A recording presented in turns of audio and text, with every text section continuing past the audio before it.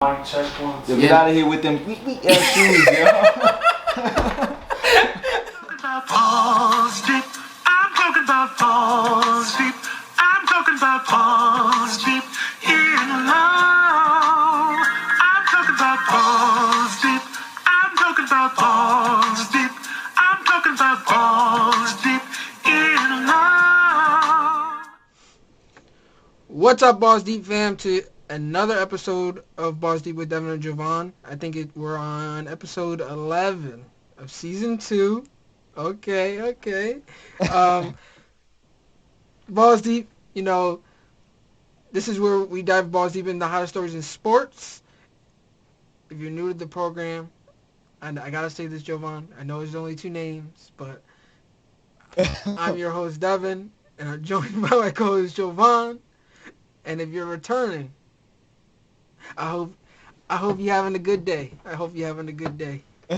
And we're just gonna make it that much more interesting, starting right now. But to start on a more of a somber note, before we dive into like the sports news or stuff like that, uh, we just want to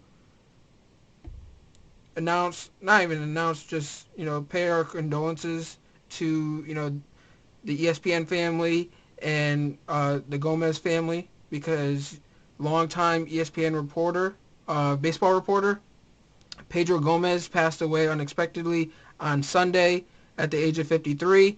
The news broke, I believe, at the very end of the Super Bowl, if not after. It was sad news to hear. I was in disbelief that it happened, um, because I associated Pedro Gomez with baseball. Um, you know, following baseball being my favorite sport. Just whenever there's news that broke off and ESPN was announcing it, they always went to Pedro Gomez to kind of get his feel for the game. And being, you know, a Latino that was interested in baseball, he always was able to give that OG Latino perspective on the sport. And it's sad to see him go. He was a great mind. I can only imagine how great of a person he was, especially with people coming out and talking so highly of him. So it's sad to see him go. We wish the Balls Deep fam, me and Jovan, pay our condolences to the Gomez family and the ESPN family, and wish them the best moving forward. Jovan, I don't know if you want to touch on anything else. No, I mean basically just to echo what you said. Obviously, he was huge for the ESPN community as well as the baseball community and the Hispanic community due to his Cuban heritage and how much baseball meant to him. So it sucks to see a life lost so unexpectedly and at such a young age. 53 is 58. um, 58, Still sorry. young. 58 is still very young, so just very unfortunate, and obviously our condolences to ESPN as well as Pedro Gomez's family.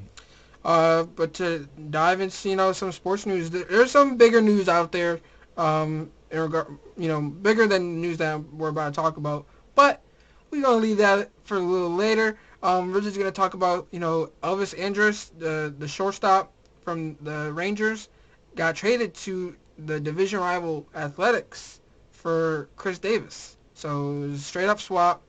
A DH in Chris Davis is going to bring, some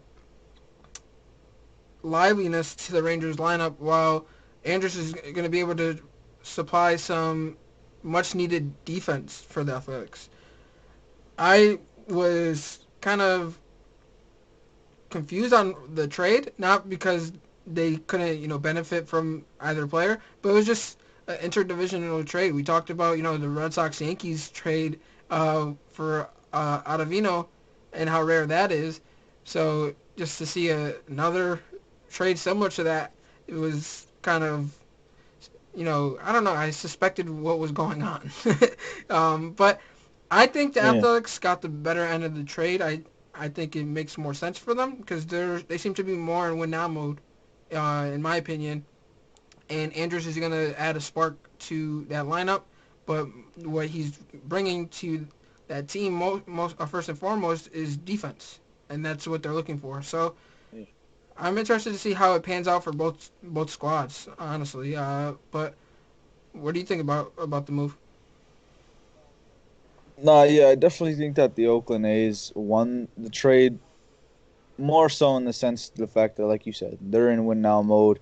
They're getting a piece that's kind of intricate to, their plan of winning a World Series, and that's defense. But the Rangers did get a guy who could fucking mash in For Chris sure. Davis. So, they definitely got a guy that they can hold on for a little bit if they so choose to, to kind of help that lineup get better because we know Chris Davis could literally hit just as good as anybody. So, both great pickups for both teams. But in terms of, if we're talking win now or, who won the trade in terms of being closer to a championship, it was definitely the A's. Because Elvis Andrews, you're losing Chris Davis in that lineup. Um, but Elvis Andrews is no scrub. He can hit the ball very well, but obviously we know that they're going after him for that defense, But like I you think said. So Chris Davis's talents are more replaceable. Uh, uh, definitely, I don't know if you've watched the movie, but Moneyball is a prime example. And the reason why I'm bringing it up, it's one of my favorite movies, just because it inspires me to do what I want, and that's to be in personnel for a professional sports team.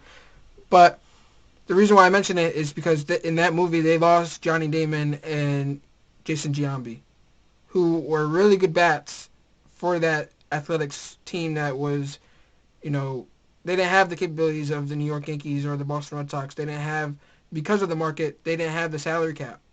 They're, a small market team who are losing two big free agents and two, intricate parts of their lineup.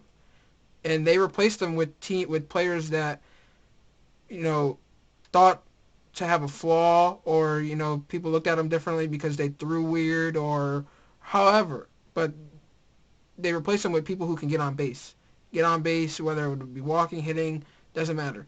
So I feel like that can be replaced. That his oh, ability definitely, to mash the ball can be replaced by maybe a prospect that they have in their farm system that they think highly of, or think guys that just get on base. Maybe they won't have that home run yeah, hitter like they used to, but defensively, if you can prevent other teams from scoring as much, you might not have to put up as much points. yeah.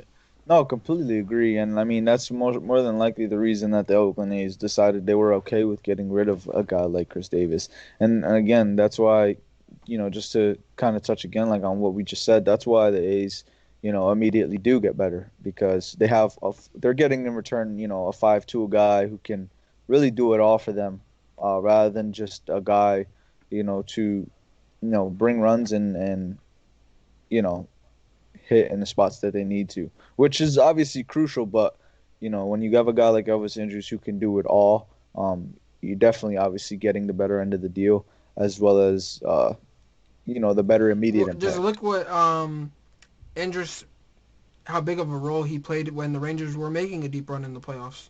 When they had Adrian Beltre on that side of the field with him, like he was younger at the time, but he's more experienced now. Yeah, He's a veteran that can come to the locker room and help a young squad like the Athletics. So I think it's a good move for both teams. Don't get me wrong, but if I had to definitely. pick a side, I think the Athletics got the better end of the stick because they're in win now mode and they got a guy that's only going to benefit, and they got rid of a guy. Not saying that he's bad or a scrub, but he's just more replaceable at this given time. There's not Yeah, many good shortstops out there at that. So then now you're getting Andrus, who's at least he's top 15. So the reason why I'm giving just a general number, some people might not agree. So, but he's definitely top 15, or he's capable of being top 15 at that.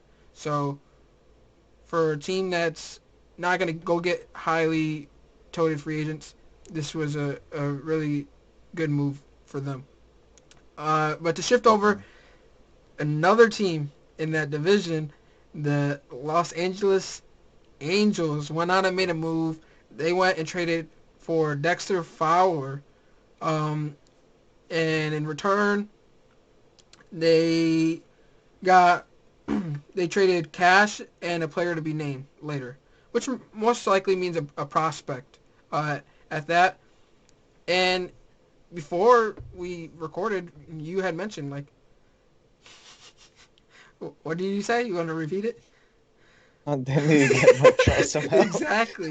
So, uh, Mike Trout is finally going to get some help. Fowler is going to bring that energy on both sides of the field or the game. You can say offense and defense. He's bringing that energy. Defensively is where Mike Trout's going to get some help because he's an outfielder, and Mike Trout's not going to have to do so much diving into left field and right field because there's going to be a guy out there that can play some defense as well. But he's gonna bring that energy. He should be a good locker room guy. Um, Otani should be returning healthier. So offensively, that's a good bat to add to the lineup as well. But the Angels, they're second fiddle in LA at the moment to the Dodgers, and we'll speak more about that soon. But they got to step their game up. They went out and got John Madden to be their manager, and that was a step in the right direction. And you already have the best baseball player in baseball at the moment in Mike Trout. You got to use his prime wisely and surround the guy with some viable talent that's going to be able to make a playoff push and even a late playoff push or even a World Series push. But let's start a little smaller with the playoffs. They need to make it there first. I mean, they've had the best player in baseball for years now. Years. As long as Mike Trout's been in baseball, he's almost been the best player in baseball. So, and it just feels like the Angels have kind of been stagnant. They really haven't reached a higher level. If I was Mike Trout, I'd be a lot more frustrated than he seems to be. He seems to be perfectly happy with where he's at.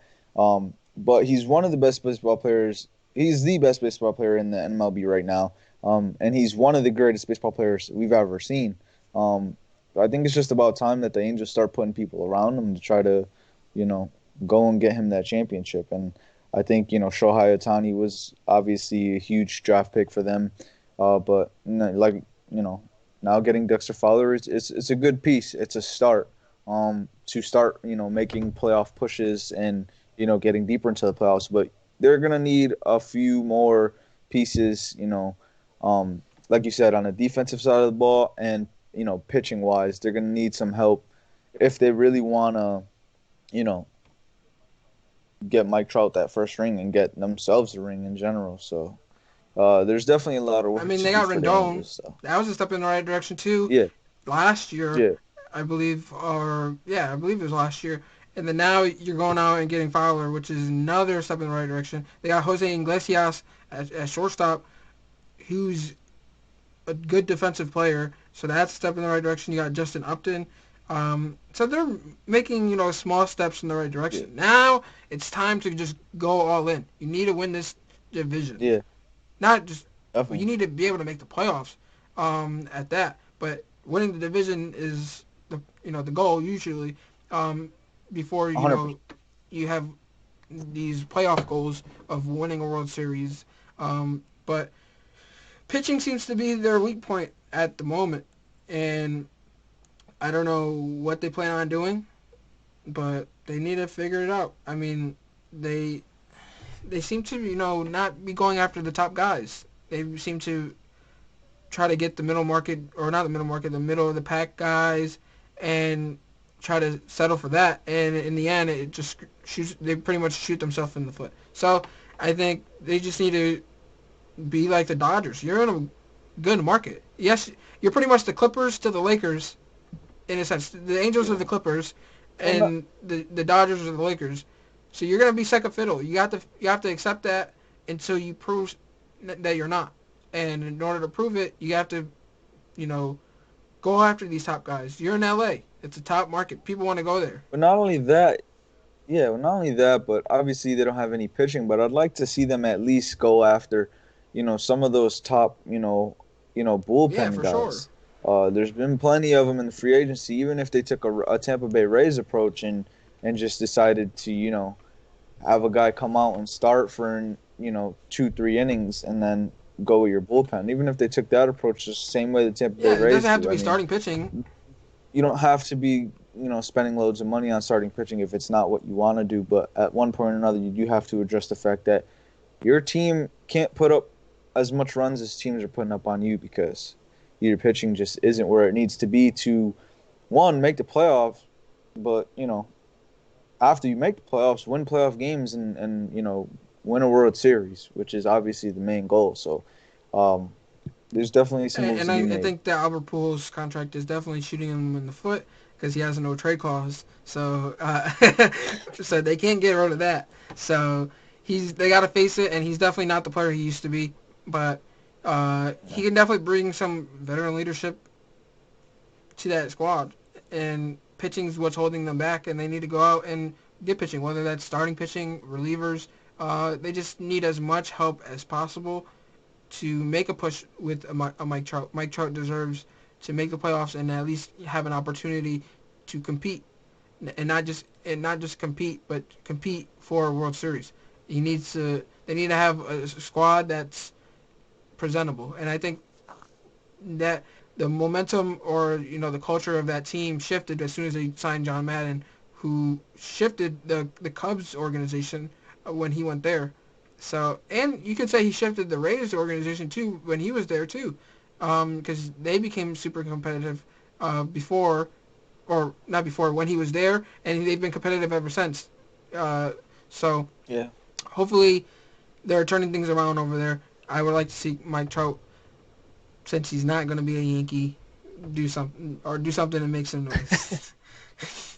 uh, but hey, the Cardinals went and the reason why I mentioned the Cardinals traded Dexter Fowler, but they went out and made a trade that seems like they're not selling everything.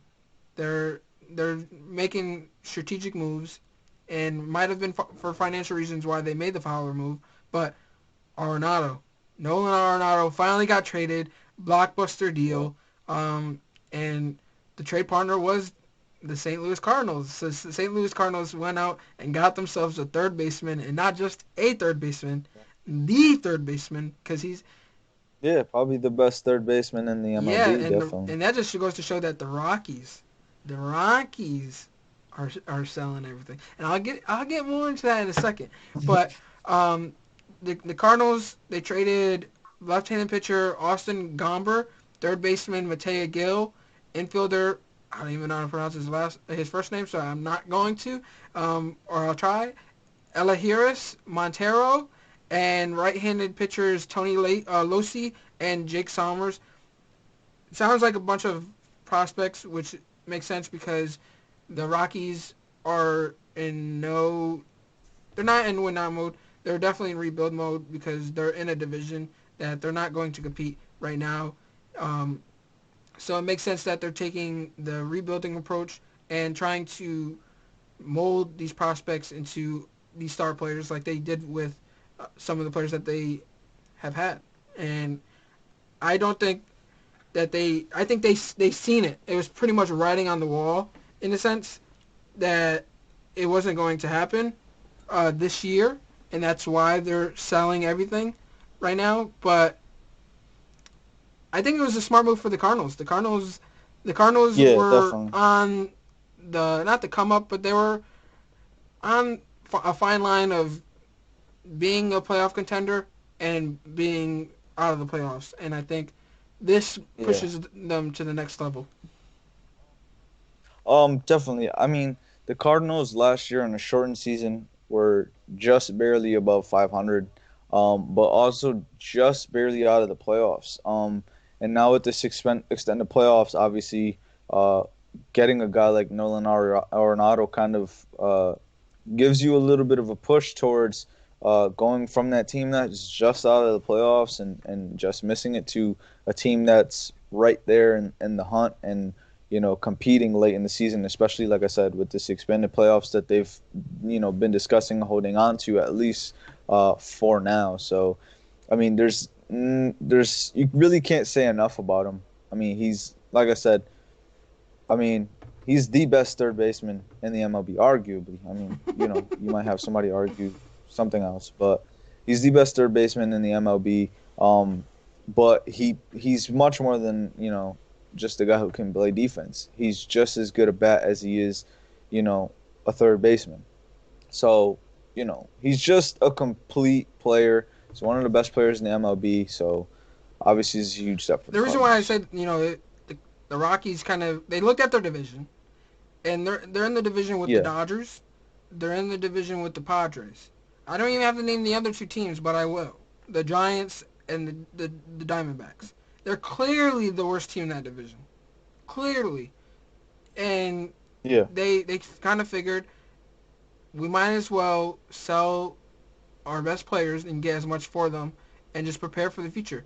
With the upgrades that the Padres and the Dodgers have made by themselves, there's no way you're winning that division with the way that they were currently constructed. So they went out, got as much prospects and as much in return as they possibly could for Arenado, yep, and that just goes to show they have another talented individual on that team that might be for sale, and it might come for cheap because the Cardinals pretty much fleeced the Rockies for Arenado, in my opinion, because I don't think they gave up yeah, much to get him, and it intrigues me. And I hate to bring up the Yankees, but the Yankees yeah, could use that one individual that I'm talking about, and that's Trevor Story, the shortstop for the Rockies, who's the best shortstop in baseball at yeah, the moment. Um, he played with another individual that's on the Yankees in DJ LeMahieu, uh, which I think might interest him. Although he has 1 year deal on his contract left, trading for Story might be the move because a lot of people question Gleyber Torres' ability to play defense at shortstop specifically. I'm not gonna say defense in yeah, general because he seems to have played a better defense at second base than he has shortstop. And LeMahieu's, like we mentioned before, he's a 5-2 player. He can play anywhere in the infield if we wanted. We could put him at third base we could put him at first base. We have Voit who can play DH as well. You have Urshela who's a good defensive player at third base. So you can give these infielders a break if you acquire someone like Story, and you'll be able to move uh, Gleyber Torres back to second base too as well. But even if you don't, and you just have Story and LeMahieu at short and second, and having Torres, as a DH some nights, they have chemistry right there for that double play, yeah, the double play duo. But I think Trevor Story would be an intriguing piece. I think we can get him for cheap. We can trade Miguel Andujar, who the Yankees have been trying to shop for some time because ever since his rookie year, there's really no space for him with Urshela being a better defensive player and just as good offensively. I've seen that they try to move him to outfield, which doesn't really seem like a fit. So, yeah. tr- Getting stories would definitely it would definitely make the Yankees. It would make their decision a lot easier in terms of what they would want to do with Miguel and Duhar because at that point, your infield is way too backed up, and I mean, a prospect like Andujar, or even if you do decide, okay, maybe now we can move on from Gleyber Torres, there's a lot of teams out there, willing to part ways with some good pitching but for Gleyber I don't Torres. think Gleyber Torres is Um, going anywhere. Regardless, whether oh, we I get don't think Story so. or not, Yeah, I think Story would be a rental at not at most, but at the very least he'll be a rental. But who's to say that yeah, next year the Yankees aren't willing to go over the luxury tax and aren't willing to resign him? I think they'd be stupid not to try to resign yeah, him. But so much to how the Dodgers went and traded for Machado and they fleeced the Orioles for Machado to make that World Series push. I think Story would be that move for the Yankees, and Story would help make or give him that push to make it to the World Series. And I don't think Torres is going anywhere. I think because remember he came into when we got him from the Cubs, he was a shortstop, but we sent him to the minor leagues first, and we taught him to play not only shortstop, but we taught him second base and we taught him third base. So he's capable of playing all three positions. Not saying his best position is shortstop because that was his original position, but he's capable of playing all three positions as well. So just having that flexibility with him and LeMahieu, we obviously would prefer LeMahieu at third if we had to pick between the two. But in terms of depth, that helps with if we have an injury or just to give people breaks at the end of the day. The Story I think would be the move. I think for the Rockies that would be a good move because we have to part with probably Garcia, which is one of our young top Yeah. pitching prospects, and Andujar to get a Story, which isn't a bad return package for the Rockies because they're Um, getting a really good prospect in Garcia, who they can build their rotation around. If not, he can be their number one or two pitcher in the rotation. And then you're getting Andujar, who you could build around as a player too. Because he showed what he's although capable of in his rookie year. although I'm not so sure that the Yankees want to get rid of Davy I Garcia, don't think so either, but uh, due to the fact that we're gonna need some pitching ourselves. I'd much rather keep I'd much rather keep our pitching right now than acquire another, shortstop slash second baseman. When our infield already feels a little crowded, although we do know that the questions surrounding Gleyber Torres' defense. But at this point, I think it's better off for the Yankees if they do keep a Davy Garcia.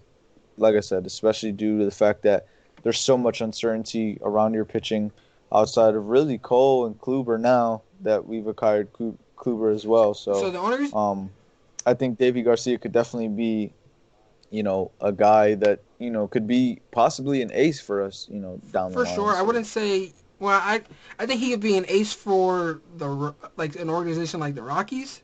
I don't think he would be an ace for the Yankees. And the reason why I say it's a bigger market team, and I think the Yankees are always going to be able to go and get bigger and better. So that's why I uh, won't say he's an ace. He'll definitely be a rotational guy, probably a two or a three or a four. Right now he'd be our five. Right now he's fighting for the fifth spot in our rotation. Right now he'll probably be four, with Severino being out due to injury. But I think he'll be fighting with Montgomery and another prospect, which is why I'll mention him in a minute. Why I think we'll probably be more comfortable in letting go of Davy Garcia in a trade for a Story, and that's Clark Schmidt. Clark Schmidt is a top prospect in the Yankees bullpen, not bullpen, farm system as well.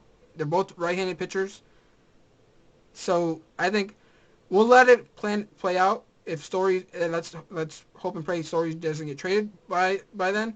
But let's see who wins that spot for the rotation, and then who yeah. doesn't win would then get traded in a package for a Story.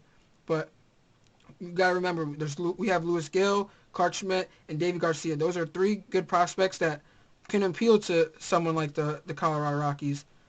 And then Especially in a rebuild, and they're you have big Jordan sellers right now. Montgomery as So well, who's coming back from injury. So there's a lot of questions with that rotation, which is why I understand why you would want to keep someone like a David Garcia. I would like to keep David Garcia as well, but yeah. when you have an opportunity to get a player like Trevor Story, you can't. You gotta go ahead and get him.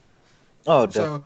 So I hated to mention the Yankees, but we're talking about the Rockies, and you know it was very intriguing not to mention it. You didn't hate I love mentioning the mentioning the Yankees. Yankees, but You like bringing it I love up. talking about the Yankees. But I didn't. I feel like we mention them all the time when we talk about baseball, so I was trying to avoid it, but it was just hard to pass up on. But speaking of the Rockies, we mentioned one of those teams in the division and the reason why they're willing to sell their team, and that's the Dodgers. The Dodgers were already good. They went out. They didn't have to do much to still be a top team in they baseball. Um, they were already they've been yeah, good for a little and while. They unlike the just Yankees, they're you know willing to go over the luxury tax this season, and they just went a little bit more. Well, not a little bit, but they went a lot more over the luxury tax with this most. A lot of baseball. After this most recent move, and that was to go get Trevor Bauer, the top pitcher on the market in free agency. They went out and got him. There was, noise that he might be going to the Mets, and came down to the Mets and the Dodgers. But I guess what enticed him more about the Dodgers was they're a much better team. Champion. So Champion. he has a chance to win a World Series instead of just being a rotational guy. So I'll let you speak first on this trade, but I just wanted to mention that the deal was, I'll tell you right now, it was a 3-year deal, $102 million, and there's opt-outs after year 1 and year 2 of the deal, and he's set to make $40 million in 2021 and $45 million in 2022. Like, if I'm him, that's hard to pass up on too. You get to live in LA, you get to make millions of dollars, and you don't even got to be the ace of the team. But I'll let you continue. Um, I mean, there isn't really much to be said about this trade. I mean, there is, but there isn't. It's the Dodgers. They just won a World Series. Like, they literally just won the World Series, and they got another guy who's an ace on, a lot of other teams. So it's nuts. I mean, they literally just got that much better. They have another pitcher in their rotation, that could win a Cy Young, on top of, their already stacked, lineup in their pitching rotation. I mean, they just got really, really good. Clearly the Dodgers have been tired of losing the last few years. They finally got that taste of victory, and they want to hang on to that. Clearly, they're reeing up best they can just to come back and beat everybody else again this year. So, I mean, it's really that simple. It's the Dodgers trying to remain the top dog. And if you want to do that, this is a move that you have to make. This is a move that I wish the Yankees would have made. I'd love for the Yankees to keep shoring up some of that, some of that pitching staff, but clearly the Dodgers must see something the Yankees don't, or the Yankees must see something we don't, because I don't know, they just went after one of the hottest guys, and it's scary. It's that simple. It's just scary how much better the Dodgers got. It is scary because when it's frustrating I'll get into that in a as minute, but it was when I seen the move, I'm like, bro, like they're already the team to beat, and they just got so much better. Yep. And then I go on Twitter, and you know how Twitter goes. Someone I apologize to the Twitter guy or gal who tweeted this, but I don't remember her name. I'm just gonna be upfront. They put it into this perspective, and it blew my fucking mind. So they're like, with the addition of Trevor Bauer, their starting rotation now consists of 3 Cy Young winners and Walker Buehler. Just Another possible exactly. future Cy Young. So Walker Buehler is already one of the top pitchers in the league, and he's their ace. It's not even Clayton Kershaw no more. Walker Buehler, he took that ace spot from Clayton Kershaw. So now you have 3 Cy Young winners in Clayton Kershaw, who's your number 2, Trevor Bauer, who's now your number 3, and David Price, who's your number 4, who's still capable of having good nights. And he's not what he used to be, but he's still capable of having those Cy Young nights on top of his down years. And I believe he sat out this past season due to COVID, so he's well rested. So from those past injuries that he had, he should be recovered from it. So that is a scary rotation, even without David Price. That's a 3-headed monster, and in the playoffs, you only need a 3-man rotation. So, that's what I was gonna get to. Imagine, getting to the playoffs and having to face this team in a 7-game series. In the first, 4 games of your series, which is all the games you need to win, you're facing aces. I mean, that's a And then sweep and then if against you most manage to teams. You know what I mean? squeak out a win, you got to go face another Cy Young winner. So I'm gonna put it out there. My prediction for NL Cy Young, Walker Bueller, and these guys are gonna walk out with the 4 Cy Young winners in the playoffs. My prediction for the NL.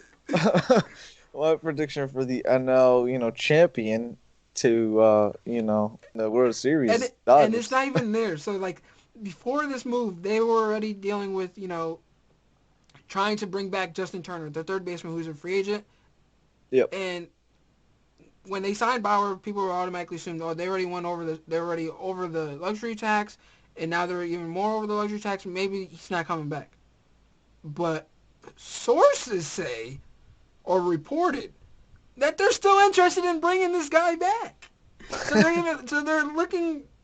even looking to go further over the luxury tax Yeah. to stay on top. And kudos to them. I mean, Yeah. they are doing what the Yankees should be doing. Oh, Like you mentioned, you have the power to be this good and stay on top, or even take a step to get better. Go ahead and do that, because these championship windows don't usually stay open for long. So definitely. you're taking And advantage of the opportunity now. yeah, you took the words. You took the words right out of my mouth. I mean, like I said, or like we both said, I hate to bring up the Yankees because I feel like we consistently do it.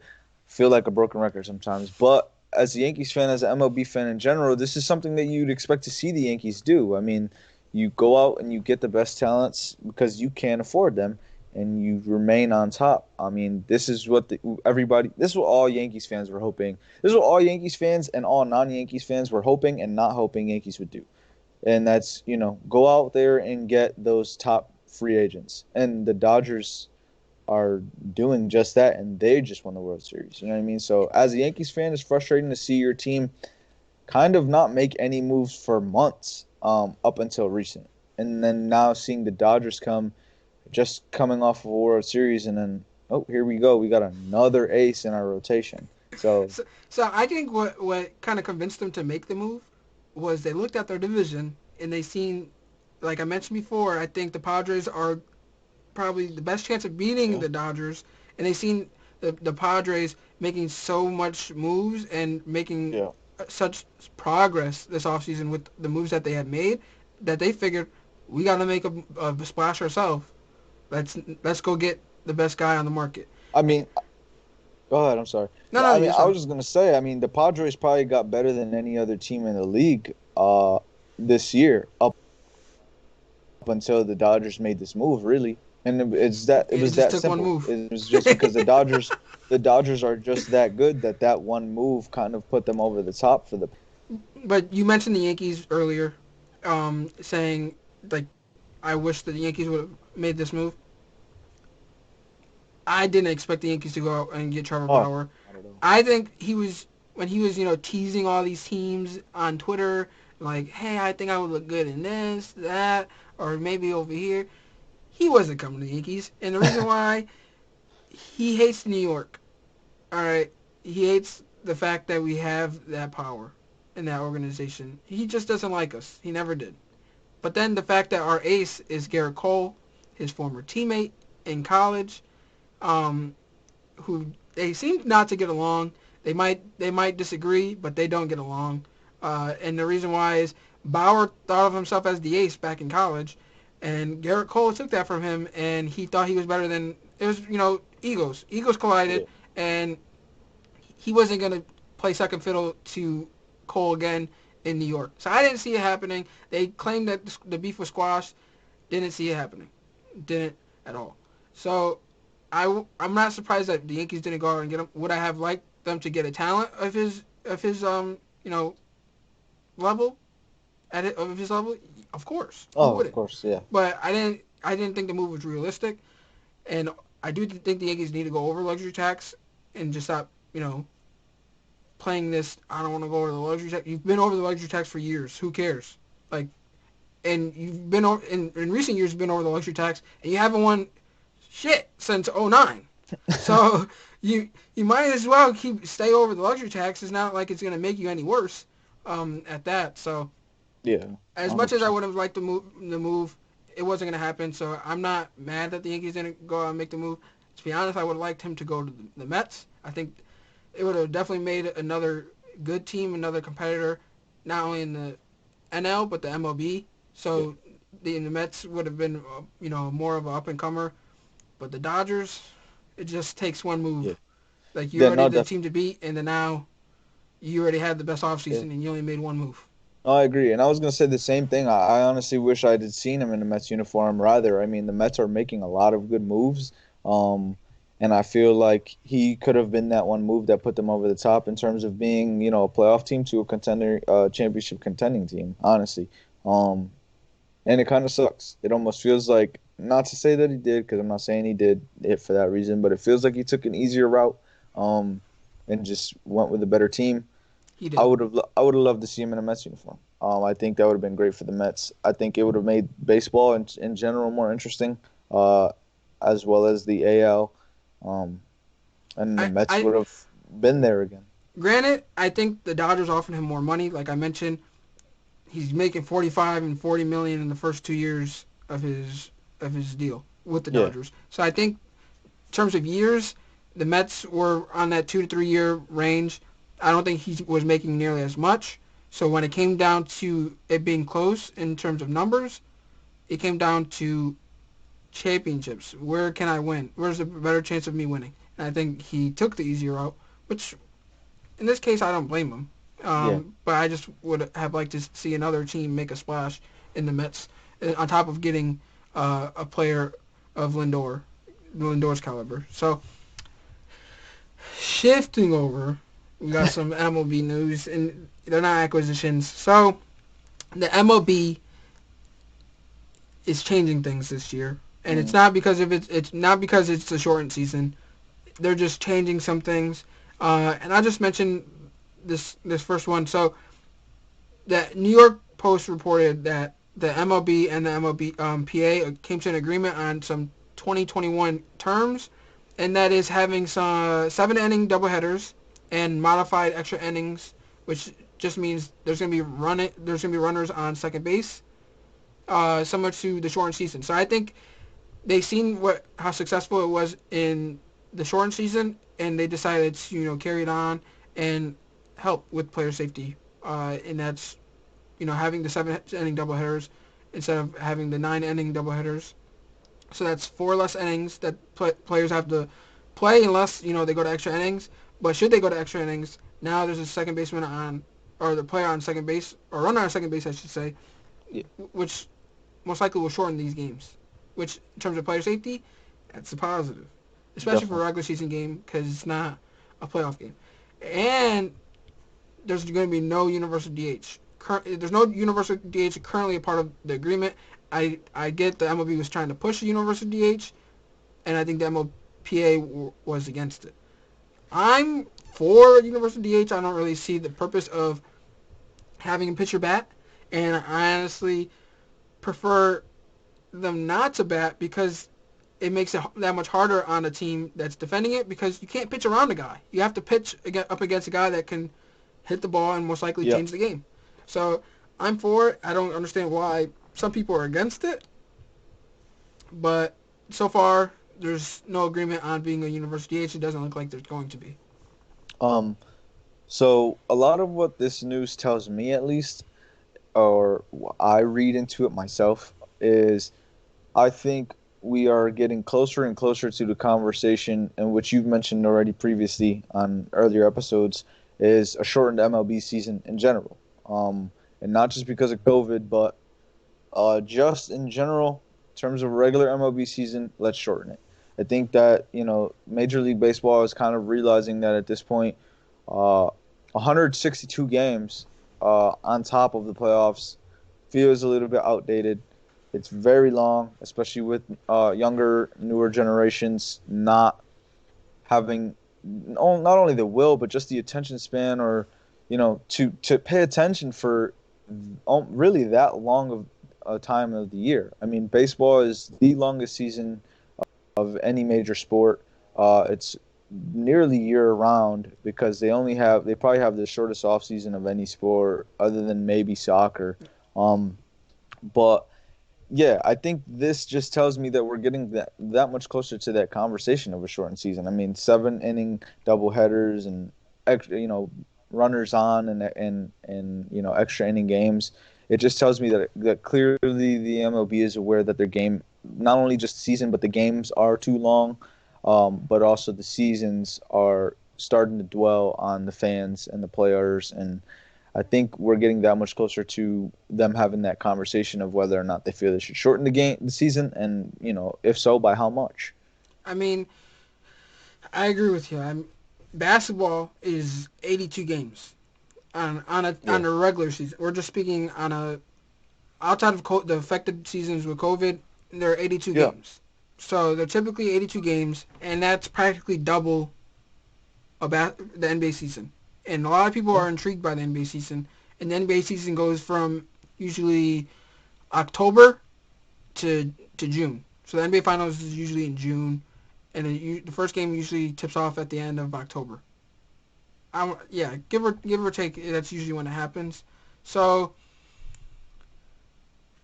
they at least have from June to October, not a break. That's a couple months, but it's more than what baseball has, and the games are spread out a little bit more as well. So they're not playing nearly as much back to backs. Yes, there's back to backs, but there's not nearly as much. And I think having less games means you're not likely to have double headers unless you absolutely have to. Like there's going to be more gaps within the schedule that you can spread the games out some more. So like let's say you have a postponed game, just push it over a day, or what have you. Like there's more days in between these series that you can make these adjustments unless you absolutely have to set up a back-to-back doubleheader. But the attention span ain't there. I mean, baseball, like you said, they're literally from spring, but their spring is April, sometimes March. It's I'm pretty the sure pitchers. end I'm pretty sure pitchers and catchers end of for the March. Yanks. Sorry to interrupt you. Yeah, pitchers and catchers for the Yanks. I'm pretty sure start reporting in Tampa in like the next week. Yeah, So I think it's 2 weeks, but okay, so it's usually March when they have to, come back, and then games start or spring training starts in April, or the regular season usually starts in April, like, and the season ends in October, November. The World Series usually ends in November, beginning of November. yeah, So they literally have like 2 months, and it's not even that yeah, because they still have to train for these pitchers and catchers, or they have to train to report. And if they don't, then obviously they have to face the consequences. But they don't really have that much time, and I don't think fans have time to kind of rejuvenate. Like some fans lose interest, especially the younger generation. So maybe they just seen it and they're tired of it and they just need a break. Because usually when football or basketball comes around, I'm excited. Why? Because there was a break and there was a gap where I didn't have it, and now I'm feeding for it. So yeah. so I feel like they need that kind of atmosphere for baseball, especially for the younger generation, if they want to appeal to them some more. So Definitely. uh, I think this is a step in that direction, like you mentioned, in appealing to the younger generation. But they're also making some adjustments, not to the rules per se, but they're making some adjustments to the baseballs. Yes, I was confused when I read this headline too, but they're making adjustments to the baseballs. I don't know exactly what these adjustments are, but it's an effort to reduce the home run rate. So like the home run rate fluctuation has skyrocketed in recent years, and they're trying to limit them. They're trying to basically it's almost like the NBA with the three pointers. The pace of the game has gotten so much faster, and there's so many shooters in the NBA that I believe they push back the 3 point line at some point, or they're planning on doing so because it's dudes is already shooting from the logo, so you might as well. So with baseball, these dudes are hitting home run after home runs, and I'm not gonna say all of them, but most of them aren't on PhDs.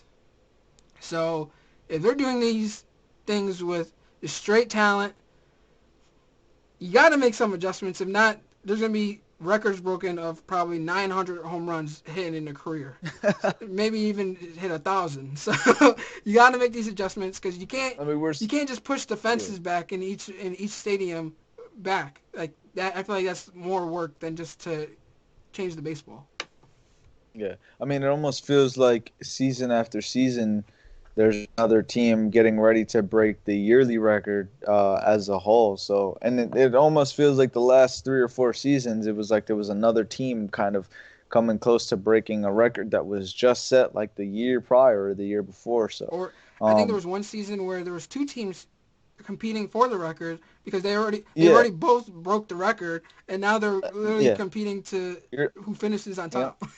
I believe you're talking about the Twins and the Yanks like 2 years ago. Yes. And the Twins, I think they broke our record, then we broke our own record, and it was nuts. I mean, there's definitely been a lot more home runs. I don't know what they did to the baseballs in general to get the game to this point. Um, I don't know. I'm curious enough just to know we're gonna make changes to the baseball. Like, what does that even mean? It's a little confusing to hear that. Like, how are you Like, gonna is the make baseball gonna look changes? weird? No, I'm just like a Yeah, that's what baseball's a base. I'm You thinking know? about. I'm just like a I'm base. gonna I'm gonna make changes to the fucking baseball. I'm thinking like there's two laces. They go over now are they gonna intertwine? I don't fucking Well, know. it's Like making are me they gonna change question. the weight? Yeah, it's making me question whether or not they've already done something at one point or another to the baseballs already, and now if they're thinking of transitioning back, because I don't really know why or see how the numbers in baseball would just rocket from one year to the next for absolutely no reason. So I'm just a little confused as to how or why the numbers even started rocketing the way they did. To be honest, I don't think the baseball is gonna change in terms of looks. I think what they're gonna do is change the physics of it. So like the weight of it. They might they might deem, balls tend to go farther. Pause. They tend to go farther when Balls tend to go when deeper. they tend to go deeper when they're heavier. So because when you're throwing 100 miles per hour, the physics if you hit it, it's gonna go farther, especially if it's heavier. Let's say when you hit a bowling ball, not you hit a bowling ball, it's gonna break. But if you hit a bowling ball and you're capable of hitting it, it's gonna or you shoot it in like a cannon, it's gonna go further because it's heavier. No, yeah. So maybe they make it lighter. Physics class with Devin. Um, so maybe they make it lighter so it doesn't go as farther, or it's harder to make it go Yeah. as farther. It's similar to like the aluminum bats. They pretty much are trying to eliminate aluminum bats in college because aluminum bats make the ball go further than a wooden bat. Yeah. So I guess it's something to that um, level.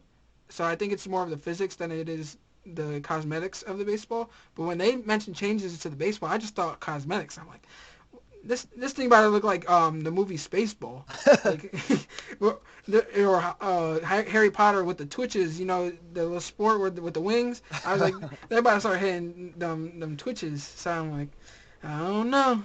Yeah, It, like I said, I was more so thinking in the sense of I I'm just wondering whether or not they've done something at one point or another to change them already. That's why I'm just wondering how the numbers got the way they did.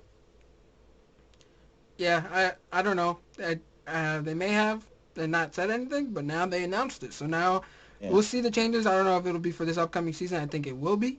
So I'm interested to see what this new baseball yeah, what it looks like, what it does. I'm just interested to see what goes on in the season because they aren't lying. These fluctuations is skyrocketing, and like I said, yeah. there's gonna be someone with 1,000 home runs eventually. But you rather gradually get there. 1,000. Sheesh. You rather gradually get there Years than away from that. yeah, like you rather gradually get there because you're saying years. It might be centuries before we get to it, but We need to see somebody hit 700 again at least but it might. first. No, I agree, but I'm just saying with the pace of how things are going, Okay. it might be that might actually happen sooner rather than later. So Yeah. it seems crazy now, but I don't know with these numbers. You might be surprised, but That's all we have for you guys today for episode 11 of Balls Deep with Devin and Jovan.